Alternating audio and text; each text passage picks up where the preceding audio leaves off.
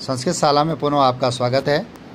मैं नरेंद्र कुमार बहुगुणा, प्रवक्ता संस्कृत, राजकीय इंटर कॉलेज पांडुकेश्वर, जनपद चमोली, उत्तराखंड से पुनः आपको आज कक्षा 11 वसति प्रथम भाग के तहत भूमिका से आधारित या शिक्षकों से अपेक्षा के आधारित प्रश्नों के बारे में जानकारी दे रहा हूँ कुछ। तो उसमें वैदिक साहित्य एवं वेद के बारे में बता दूं कि वैदिक साहित्य सर्वाधिक प्राचीन है। वैदिक साहित्य मंत्रात्मक है। वैदिक साहित्य सबसे पुराना है और इसमें मंत्र तो हैं ही।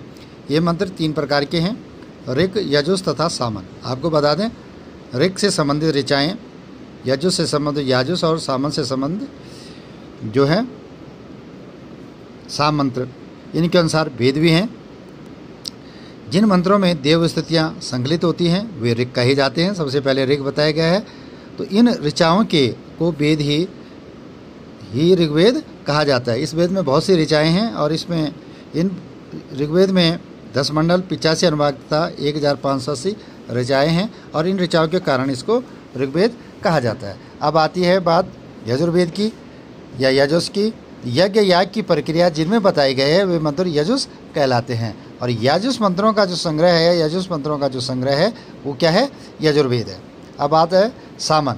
सामन है तो साम का अर्थ है देवताओं को प्रसन्न करने वाले मंत्र या संगीतात्मक मंत्र भी हम कह सकते हैं कि उसमें संगीत भी है और उन्हीं संगीत के बिना उन मंत्रों का उद्देश्य थोड़ा कम हो जाता है। अर्थात तो मंत्रों के साथ साथ में संगीत भी है या संगीतमय मंत्र या संगीत संबंधी जानकारी। इन्हीं साम मंत्रों का जो संग्रह है वो है सामवेद। अब एक वेद आपको बच जाता है, वो है अथर्ववेद। वेद 4 हैं। तो कालांतर में महर्षि अर्थवा एवं अंगिरा ने ऐसे अवशिष्ट मंत्रों का भी एक पृथक संकलन तैयार किया है जिसमें अनेक लोकोपयोगी विषयों का प्रतिपादन था, जैसे विसर्ज्य, विषापहार, प्रशासन, अभिचारी, कर्म आदि। यह वेद अपने संकलयता के नाम पर अथर्ववेद कहलाते हैं और अथर्ववेद के साथ साथ इनको अन्य नामों से भी जाना जाता है। अर्थवर्ण संहिता अथवा अथर्वांगिरस संहिता के नाम से भी ये जाने जाते हैं। लेकिन जहाँ तक बात वेदों की है, इसमें किसी भी प्रकार का संशय नहीं होना चाहिए, नहीं है कि वेद समस्त विद्याओं के मूल स्रोत हैं। कैसे भी हों, प्रत्यक्ष हों या अप्रत्यक्ष हों, वेद ही हमारी समस्त विद्याओं के मूल स्रोत हैं। प्रत्यक्ष एवं अनुमान प्रमाणों से भी कथमापि सिद्ध न होने वाले तथ्यों को भी सिद्धि वेद से ही संभव है। सब कुछ जो है संभव वेद से ही है। इसलिए कहा भी गया है, प्रत्यक्षणानुमित्या वा यस्तुपायो न बुध्यते एनम विद्यन्ति वेदेन तस्मात् वेदस्य वेदता।